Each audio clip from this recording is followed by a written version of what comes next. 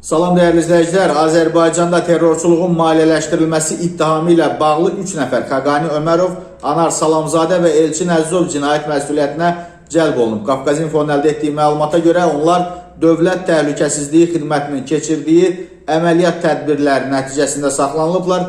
İstintaq orqanı müəyyən edib ki, təqsirləndirilən şəxslər terrorçuluğa dəstək məqsədi ilə xarici ölkədə fəaliyyət göstərən müəyyən şəxslərə maliyyə vəsaitləri köçürüblər. Bugün Bakı Ağır Cinayətlər Məhkəməsində cinayət işi üzrə hazırlıq iclası keçirilib. Prosesdə tərəflər hər hansı vəsatətlə çıxış etməyiblər. Məhkəmə işin baxış iclasını aprelin 22-sinə təyin edib. Qeyd edək ki, təqsirləndirilən şəxslərə qarşı Cinayət Məcəlləsinin 214-1 terrorçuluğun maliyyələşdirilməsi maddəsi ilə ittiham irəli sürülüb. Bu maddə ilə təqsirli bilinən şəxslər 10 ildən 14 ilədək azadlıqdan məhrum edilə bilərlər.